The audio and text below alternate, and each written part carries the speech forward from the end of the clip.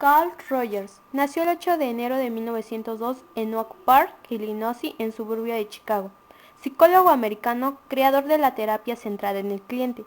Siendo el cuarto de 6 hijos, su padre fue un exitoso ingeniero civil y su madre ama de casa y devota cristiana.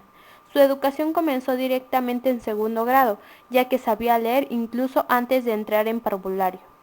Cuando Carl tenía 12 años, su familia se trasladó a 30 millas al oeste de Chicago, y sería aquí donde pasaría su adolescencia. Con una estricta educación y muchos deberes, Carl sería más bien solitario, independiente y autodisciplinado. Fue a la Universidad de Wisconsin a estudiar agricultura. Más tarde se cambiaría a lo religioso. Durante esta época fue uno de los 10 elegidos para visitar Beijing durante 6 meses. Carl nos comenta que esta experiencia amplió tanto su pensamiento que empezó a dudar sobre algunas cuestiones básicas de su religión. Después de graduarse, se casó con Ellen Elliot en contra de los deseos de su padre.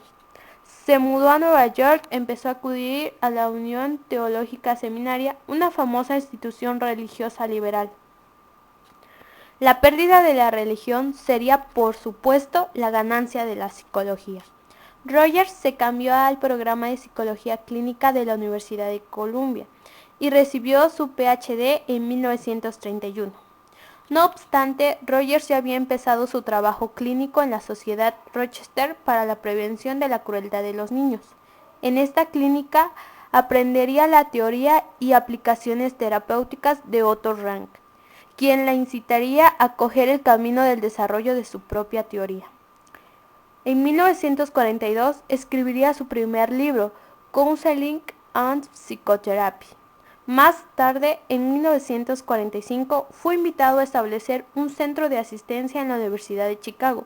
En este lugar, en 1951, publicó su mayor trabajo, La terapia centrada en el cliente, como ya se había mencionado anteriormente, donde hablaría de los aspectos centrales de su teoría.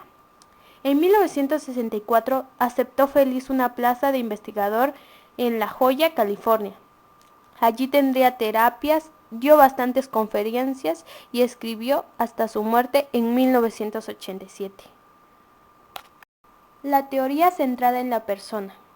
Aunque el concepto de humanidad de Rogers no sufrió modificaciones importantes desde principios de los 40 hasta su muerte en 1987, su terapia y su teoría cambiaron de nombre varias veces. Los primeros años, el enfoque de Rogers se conoció como no directivo, un desafortunado término que se asoció con su nombre durante demasiados años.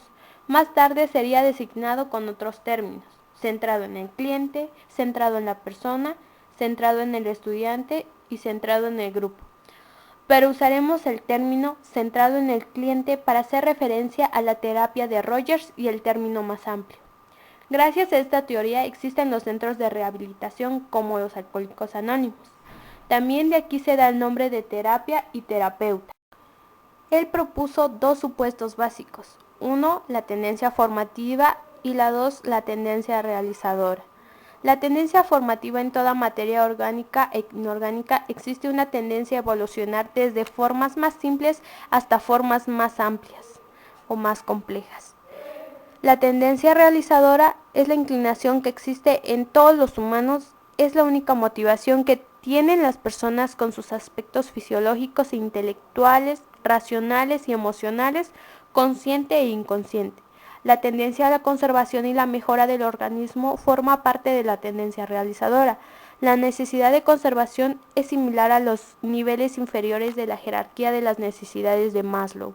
Como se observa en el diagrama, incluye las necesidades básicas como el alimento, el aire y la seguridad, pero también incluye la tendencia a oponerse al cambio y buscar el estatus. Las personas luchan contra las ideas nuevas, distorsionan las experiencias que no se adecúan a su ideal, los cambios les parecen dolorosos y el crecimiento aterrador. Después nos muestra una jerarquización de las tendencias realizadoras. Esta necesidad de observar en la voluntad de las personas de aprender cosas que no ofrecen una gratificación inmediata.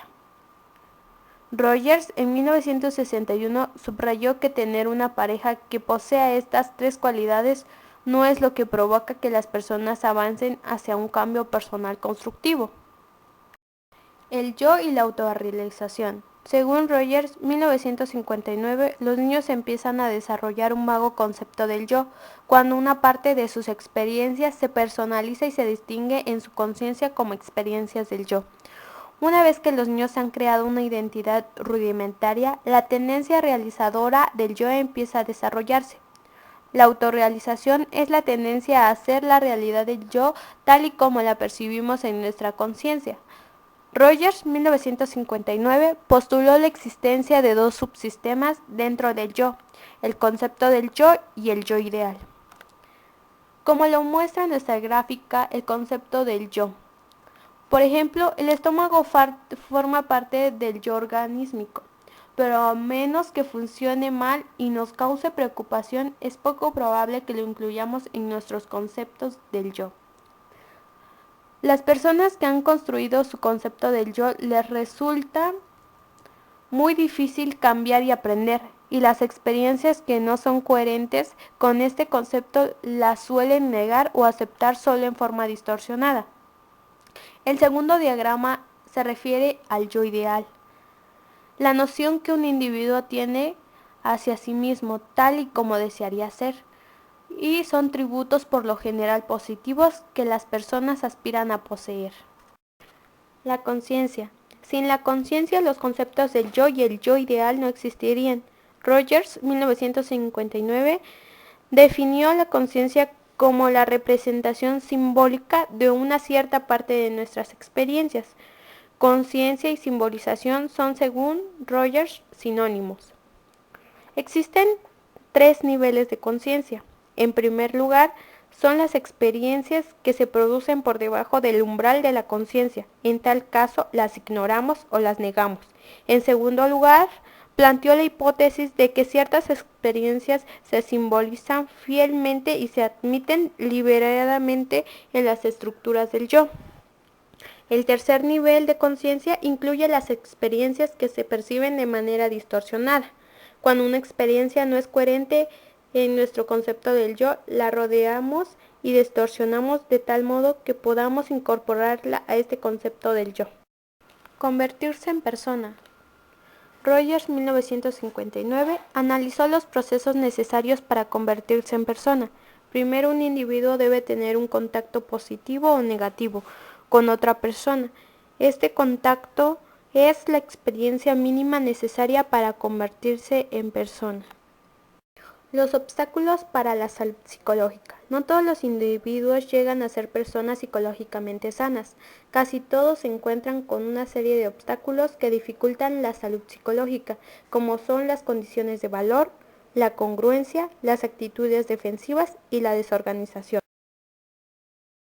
Psicoterapia. En la teoría, la terapia centrada en el cliente parece muy sencilla, pero en la práctica resulta muy difícil. El enfoque centrado en el cliente sostiene que, para que las personas vulnerables o con problemas de ansiedad puedan crecer psicológicamente, deben entrar en contacto con un terapeuta que sea congruente y que les proporcione un entorno de aceptación incondicional y empatía total. Condiciones. Rogers postuló que hay tres condiciones necesarias y suficientes para que se produzca el crecimiento terapéutico. Primero, el cliente debe entrar en contacto con un terapeuta congruente que debe mostrar empatía. La segunda es la valoración positiva incondicional que va a tener el terapeuta hacia su cliente.